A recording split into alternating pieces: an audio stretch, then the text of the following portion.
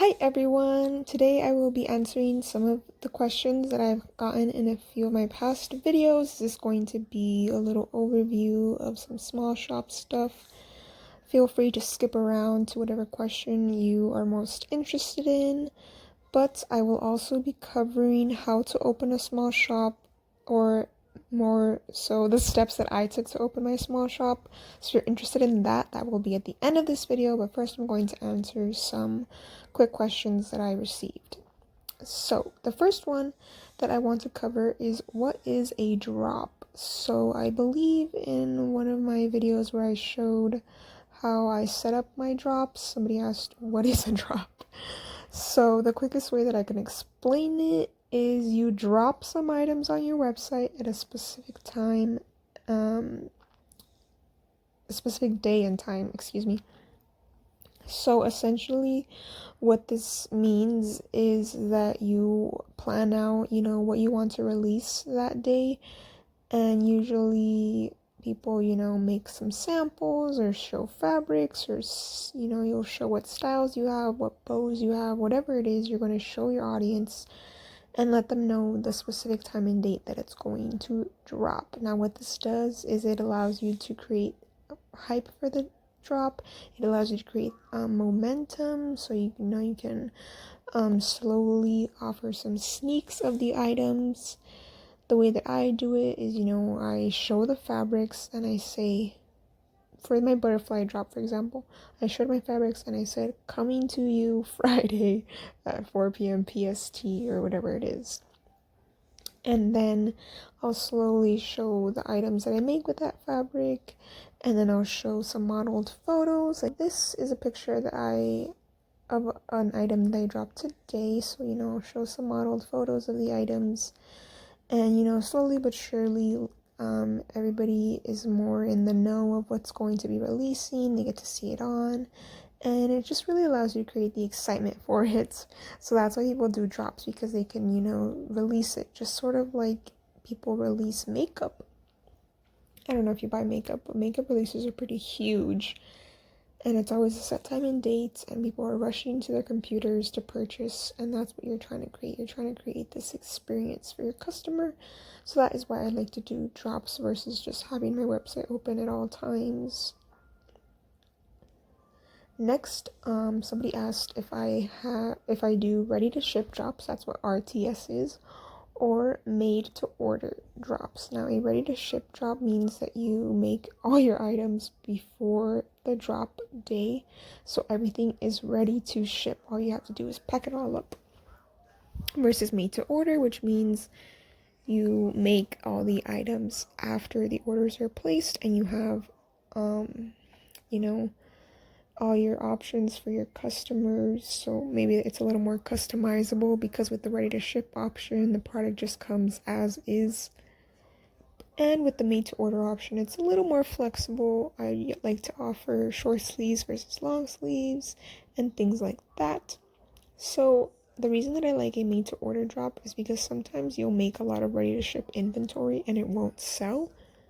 But at least with a made to order drop, you know how many items you're going to make, and you know that they're already sold, so you're not sitting with just sitting inventory that you don't know what to do with. I mean, sometimes you'll have leftover fabrics from a made to order drop, but I think that's a lot better than having items in random sizes that you don't know what to do with. But it's all up to you. If you are a ready to ship drop and it goes well for you, please do that. I'm not telling you not to. This just works for me. Next we have, what is your turnaround time? Now, turnaround time just means the amount of time between the customer ordering the products, paying for them, and the time that you are going to drop them off to be shipped. So this doesn't include all the shipping times, and my turnaround time is 2 weeks. That's pretty quick for handmade shops. I don't know how many shops you all shop at, but some shops are up to 6 weeks, which is not a bad thing at all. People should be able to, or should be willing to wait for handmade. But I want to, set myself apart a little bit, so I would like to do 2 weeks max. And the thing with this is you want to be able to make sure that you know how many items you can make within that time frame so that you can send them all out. And your customers won't be waiting past this date because I've seen, that nobody wants to wait over a turnaround time. If someone says a turnaround time, you should stick to it. And your customers will be more appreciative, of course, if it gets out faster. But for everybody's peace of mind, always have your turnaround time labeled on your website somewhere. And just stick to it and you'll be good. Next we have, where do I purchase my fabrics? Now, I don't know if this is normal, but I pretty much buy all my fabrics online. I rarely ever go to the store, especially now that we're in this pandemic. I don't really want to go fabric shopping. I'm sure it would be great, but I've just always bought all of my stuff online. Plus I love opening packages. Who doesn't? So that's what I do, and I have a little list here of some of my favorites. So if you want to check these people out, they're pretty good with selections and stuff. And my top 3 favorite fabrics are rib knit, double brush poly, and waffle knit. Especially now for the cooler months, those fabrics are all perfect. And I did want to make a note about the last one. The last one is actually a custom fabric shop. So if anybody knows about seamless patterns, you can send them there and they'll get it put onto fabric. This opens up a big opportunity to stand out from other shops because you can even get designs made that nobody else has. And if you're interested in that, they also have a group, so be sure to check them out. But the rest have really cute florals and tie-dyes and just everything that you would need, basically. And a note about fabric.com, they actually have fabrics available on Amazon. So if you have an Amazon account or if you frequently shop at Amazon, you can even do that option. But of course, it's not as fast as the 2-day shipping and all of that because it still comes from the fabric.com people. So that's a little note on that. But next is the big checklist. I've shared this checklist in a few groups and people immediately get overwhelmed. I don't blame them because it is pretty overwhelming, but I'm going to include, I'm going to include a little blurb about each little step here, and you don't have to do them all. You don't have to do them all in the same order. Like this is all just what I did. Big disclaimer, this is what I did. I'm not an expert, but I'll be sure to link some groups down below of people that are the expert in this field of, how you should open up your shop legally and everything like that. So to start, let's go with the logo. Now, the reason that I did my logo first is because I wanted to make sure that I had a name that I loved, and I wanted to make sure that nobody else had that name, and I wanted to get my logo all set up so that I could start getting all my social media accounts set up. So it's super important that once you find your shop name and you love it and you're just, all set with that name and you're determined to do that one, that you set up all your social media accounts. So that means Instagram, Facebook, Twitter, TikTok, whatever it is that you think you're going to use or you might not even think you're going to use. I think I even got a Pinterest account and I don't even use it.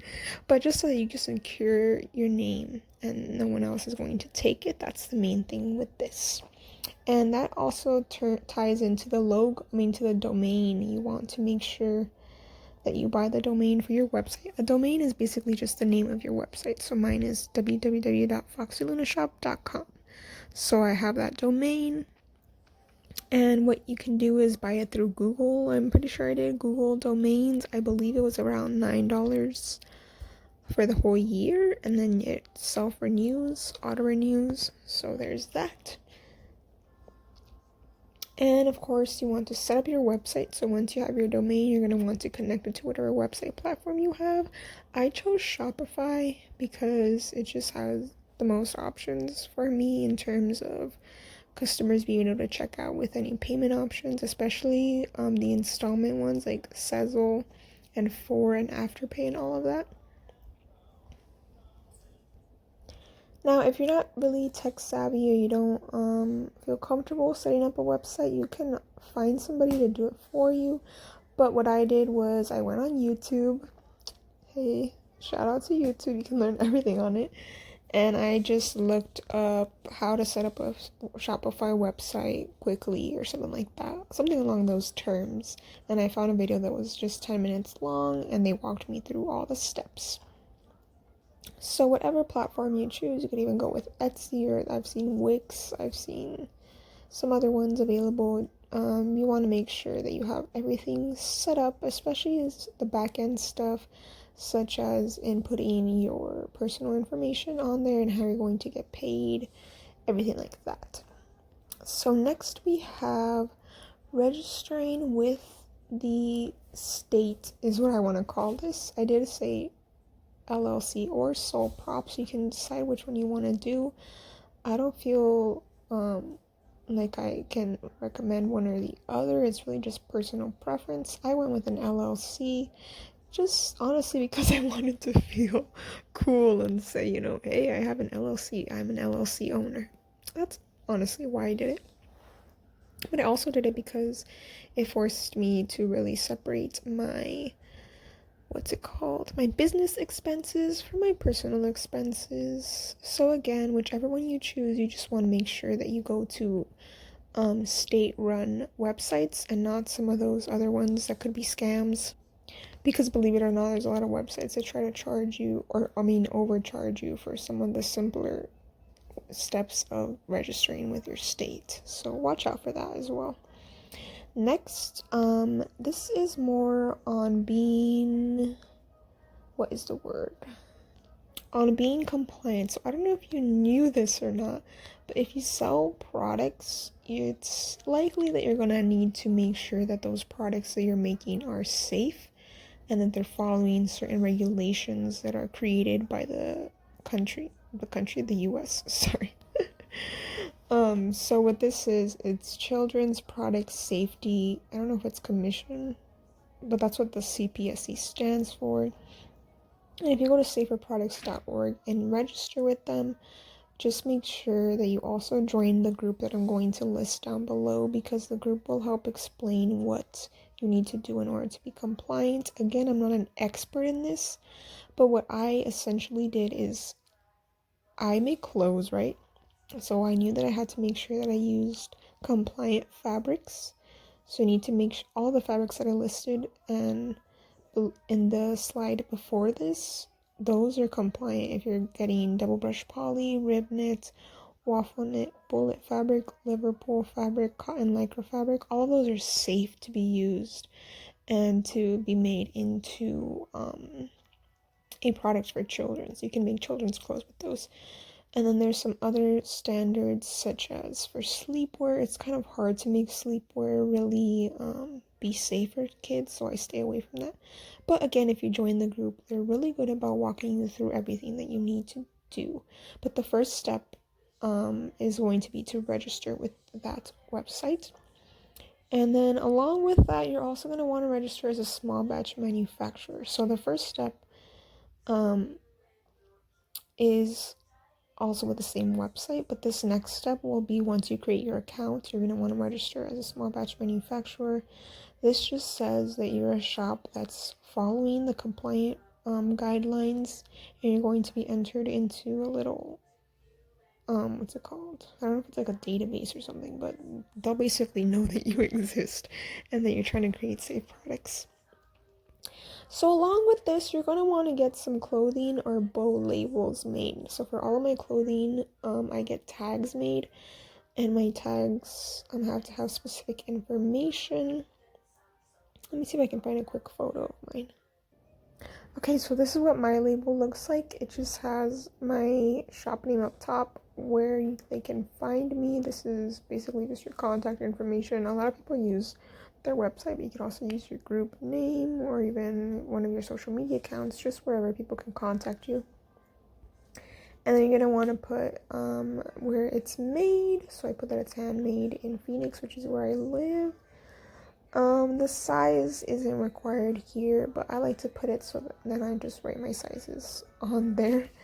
And then you're gonna want to have some washing instructions. So that's what I do. So that's just a quick little rundown of this. But if you go into the group, you can see all of the requirements in full there. Okay, so next what you're going to want to do is skip this step if you don't have an LLC and you don't live in Arizona. Just skip it. But if you have an LLC and if you live in Arizona, you might want to grab a DBA, which is doing business as, because for some reason they require you to have LLC at the end of your business name. So I didn't want to be Foxy Luna LLC.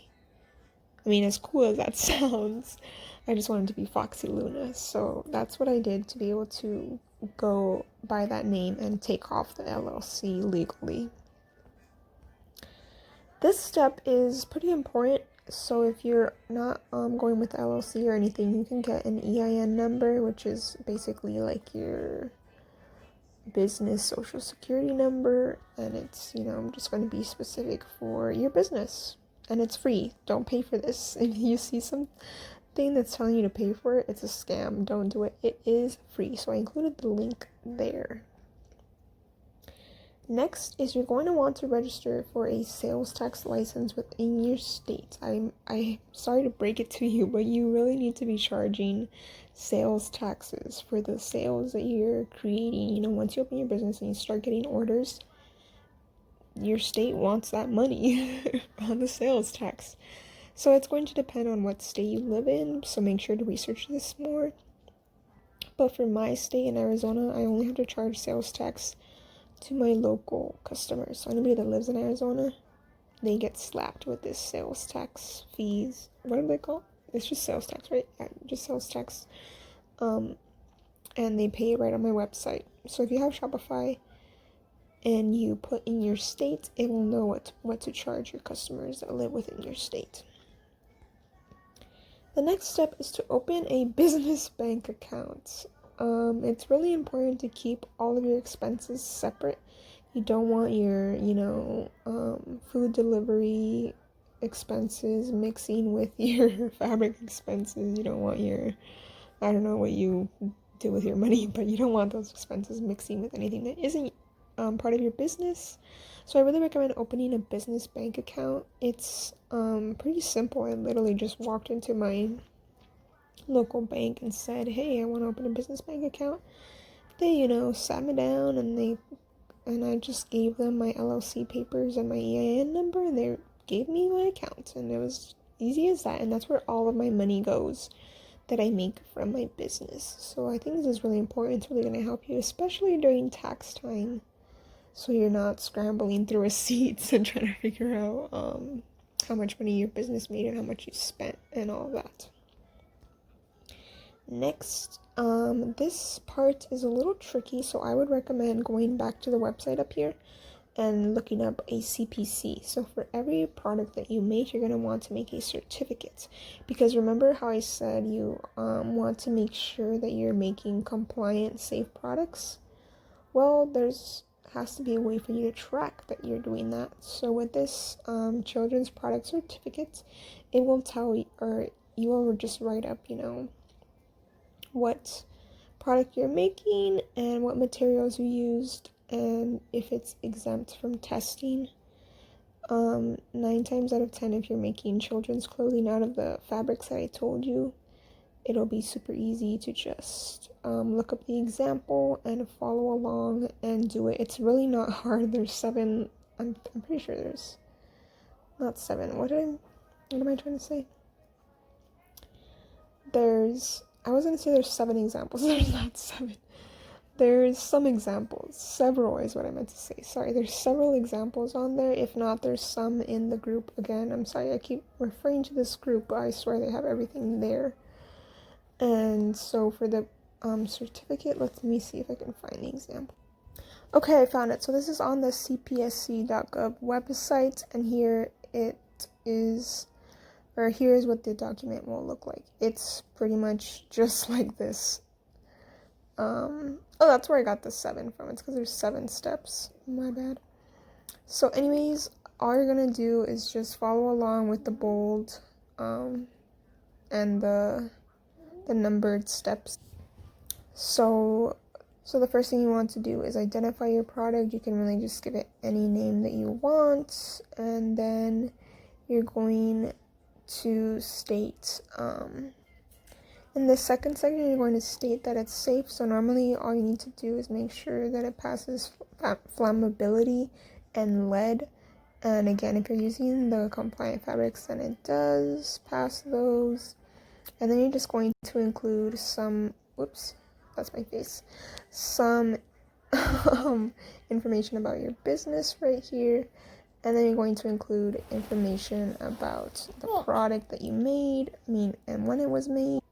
And then finally, this is asking you to state where you got your product tested, but if you register as a small batch manufacturer, you can just include your account number there, because by registering as a small batch manufacturer, it gives you the power to state that yes, I'm using compliant materials and they don't need testing because they're already considered safe. So that's a little rundown of that. Hopefully that wasn't too boring. Okay, we made it through the checklist. The last thing that I included here is that it would be helpful to buy this inventory spreadsheet by paper and Spark. A lot of what comes with the shop is being able to know how many sales you had, how much inventory you purchased, how many supplies you purchased, and it can be kind of hard to do that just by looking at your receipts or your email confirmations in my case. So this little spreadsheet just makes it a lot easier for you to enter all your numbers